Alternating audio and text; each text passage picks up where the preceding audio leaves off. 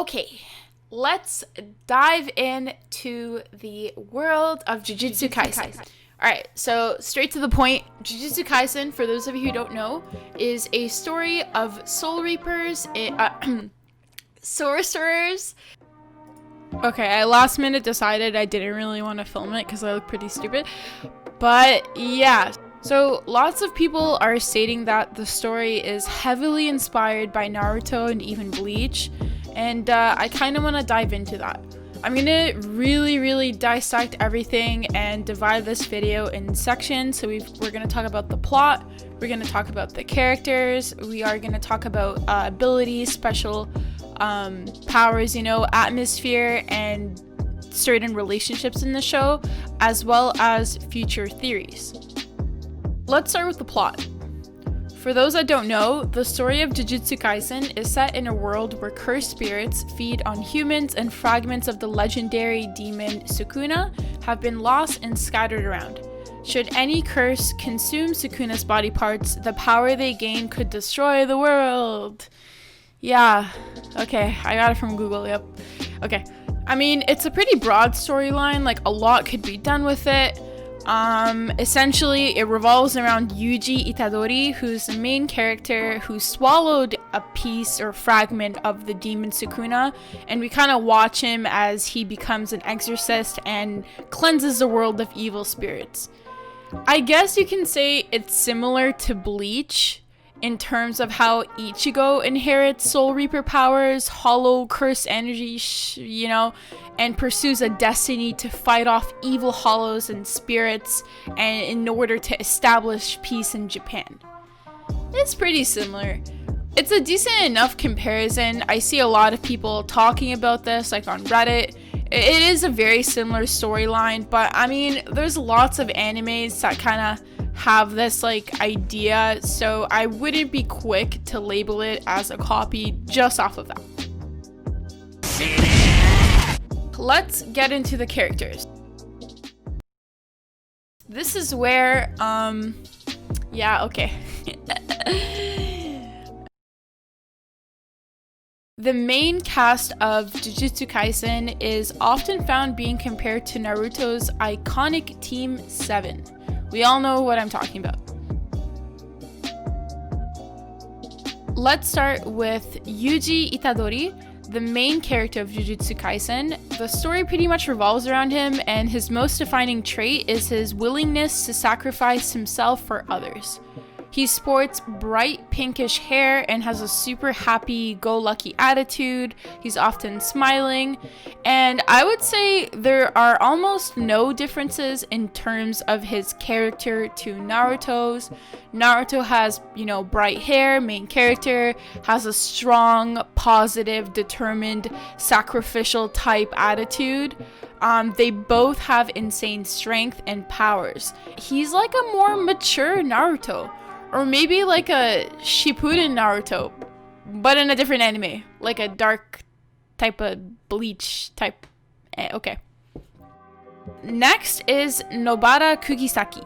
She's a short-haired redhead female. She's also part of the main cast in the show with a very brash personality. She's thought to be very shallow as she prides herself on her physical appearance and comes off as an airhead at times. I mean, this is really similar to Sakura, as she also has the short hair, both really strong, and is like super shallow. I would like to note that their abilities though are extremely different. I personally rather like Nobara. Like, I think she's a really interesting play on the crazy psycho hot girl, and her powers do have like somewhat of a uniqueness to them compared to Sakura just punching and the typical healing stuff we see in most female anime characters. So I think she's pretty cool, but yeah. Moving on to Megumi Fushiguro. I'm sorry if I'm butchering the names. Yeah, okay.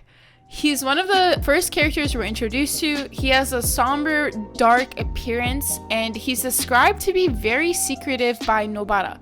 She explains that she doesn't know much about him. So This is actually a strong parallel to Sasuke Sakura, I find, since Sakura did express to Sasuke in early seasons that she felt he kept secrets from her and she didn't know much about him. Why, Sasuke? Why won't you ever tell me anything? Why is it always silence with you? You've never shared a single thing. Why should I have to tell you anything? So you can kind of see like the similar personalities there. Megumi and Sasuke both have similar appearances, along with like a cool and calm personality. I would say Megumi is slightly warmer towards his teammates, whereas Sauce is pretty much standoffish. I said Sauce all the time. Yeah, okay. Finally, we have Gojo Satoru, the team leader. This guy. Yeah, this guy. Okay. So this guy is the leader of the pack. He's very tall, has silver hair that's like pushed up with a cloth headband type thing. I do have to say, he's almost identical to Kakashi. Like, they pretty much both have the very nonchalant, funny but goofy but super strong, unfazed, playful personality, you know? Like, it's the same thing. Not to mention, like, they both have powerful eye abilities. 無料空所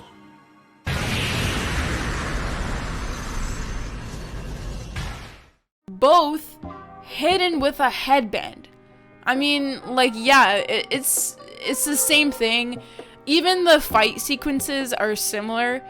Both Kakashi and Gojo revealed the super cool eye power thing during an intense fight very early on in the season to kind of like show off what's under the headband and like display their coolness or whatever.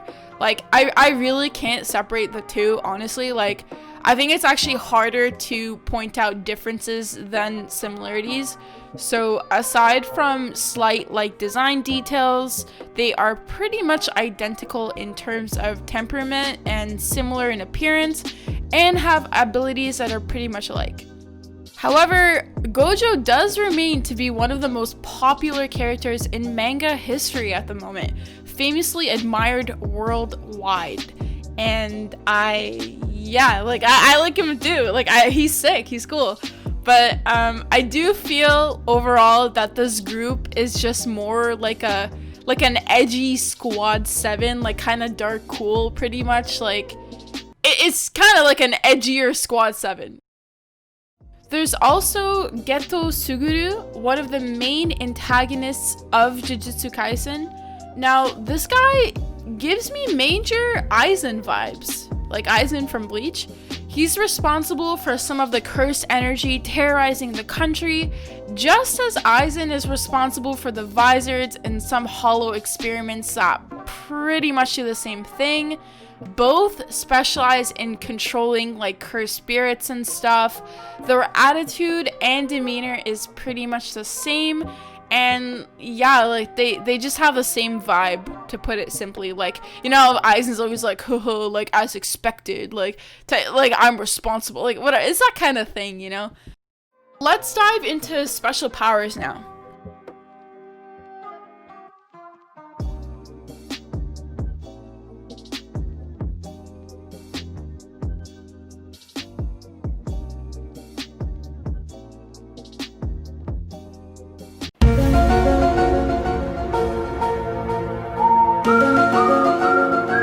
If you've gone into a few episodes or chapters in Jujutsu Kaisen, then you definitely got introduced to something called a domain. A domain is a special technique where cursed energy is used to construct a three-dimensional enclosed space or pocket dimension, which is unique to each user. Now, I'll be totally frank here. Yeah, it's just another word for Bankai. Bankai is a technique in Bleach, which is the second final form of a Zanpakuto. It's like the ultimate technique of like Captain Class Shinigami, and it is also unique to each user. There's really not much to say here. It's pretty much the same, somewhat, I guess. I don't know, can't really argue against that.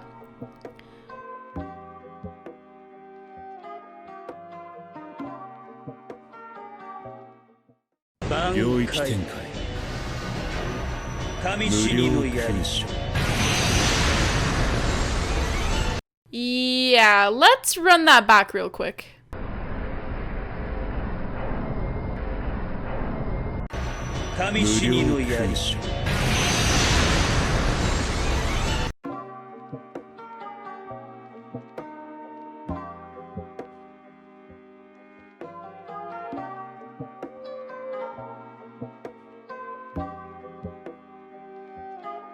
Moving on to atmosphere. Both Bleach and Jujutsu Kaisen take place in a modern Japan setting.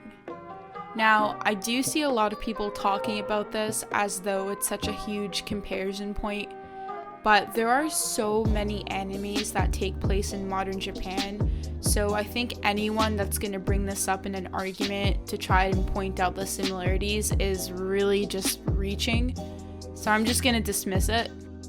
Pretty much any anime that revolves around the journey of a character is gonna have a school type setting involved, just because they really want to showcase the growth that the characters had, and also it is more relatable for younger readers because they also typically go to school, so it really is expected to be present in most animes. It's really not something unique to any particular story. Next, we have the demon-host relationship. So I really want to get into the Yuji and Sukuna connection.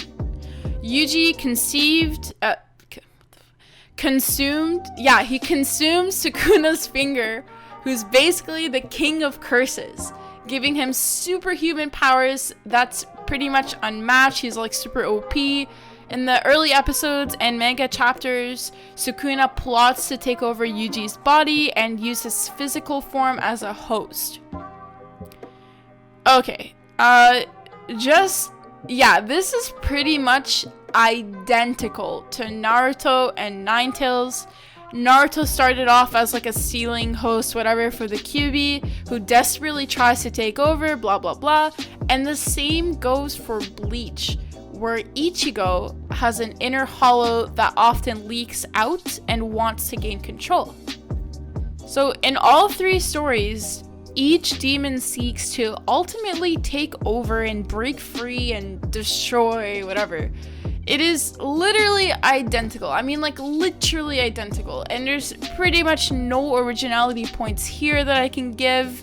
All three demons give each main character like insane super strength powers, whatever you want to call it. Not to mention the super strong regeneration powers we see from Kyuubi and Naruto is present within Yuji and Sukuna. This is a spoiler, so you've been warned. If you didn't watch it or you want to watch it, you didn't read it, you want to read it, whatever, do not continue the video because I'm spoiling it.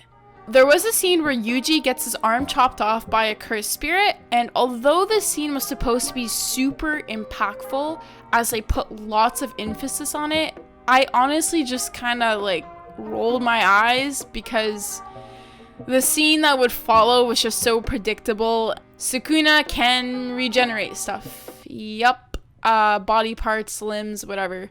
I'd honestly say the whole Yuji-Sukuna relationship is the biggest similarity out of the list and is undoubtedly inspired by other animes, in particular Bleach and Naruto, and other ones. I'm sure there's lots where like this happens.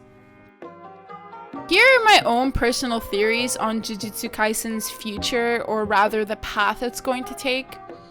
I feel like Gojo, who was introduced as a super like crazy OP 10 million IQ mega buff character, super strong, that's like practically undefeatable, is kind of like Kakashi, right? Like in early seasons of Naruto at least. I feel like later on in the story, he's going to be one of those characters that were like so OP in the beginning and then just eventually get one shot all the time. Like, you know, Kakashi in the beginning, he was like that, and then eventually he just, like, struggles a lot, and I feel like it's gonna be like that, but just fine, I guess. As for Yuji and Sukuna, I assume that they will establish a relationship of some sort, or, like, some kind of bond in the future, just like Naruto and his inner demon, or Ichigo and his inner hollow. This seems to be almost like obvious, since there's like lots of scenes where Sukuna like kind of takes a liking to Yuji, or is like at least like interested in him. There's like some playful scenes with each other, so I feel like that's just building up towards a foreseeable bond in the future or later on in the series. Like we don't know this yet, but that's just my personal like thought on it and what I think will happen. In all seriousness, I do want to say that it's a great anime so far, and manga. Jokes aside, you know, memes aside, it's really great. The animation is super crisp, Studio Mappa did a great job, the style is really cool, but I do honestly feel like I'm almost reliving Bleach with a bit of Naruto and a dash of whatever Jujutsu Kaisen is exactly. It is kind of like a more edgy Squad 7, as I mentioned before, but in a Bleach type universe almost, if I'm making sense at all. But all in all, it's really fun to watch, and I do enjoy reading the manga. The art style is really cool, and some panels really pop out to me. And I personally think that's what gives a story or a manga that edge that I'm kind of looking for. So it's really appealing to the eyes. However, I do feel that some people are a little disappointed, only because this is a very fresh anime and fairly new manga, so there was this huge expectation that it would be totally different and more unique, I suppose, especially since there are lots of stories to be inspired from, so people think that it should automatically just be easier to give more instead of just recycling the same old ideas. Personally though, I think it's actually quite the opposite. I think people don't understand that because the shonen genre is so overdone, it actually makes it a lot harder to come up with totally original and never before done ideas and sequences. There's bound to be some inspiration from somewhere, since everything's already been pretty much done now. I think it's fine to give your input or your critiques on animes and, you know, point out the similarities, but please remember to be realistic. There isn't going to be a story that has absolutely zero parallels to another. That just doesn't exist. So just keep that in mind while debating on these kind of things. All in all, jokes aside and everything, the anime is really good, the manga looks great, and I definitely give it a shot, and there's still lots of time before the story really kicks off, so who knows what direction it'll take. Alright, anyway, thank you so much for listening to my terrible analysis. It is my first time ever editing anything in my life, let alone film something like this, so if you want to leave any feedback or your own input, I'll be sure to check out the comments.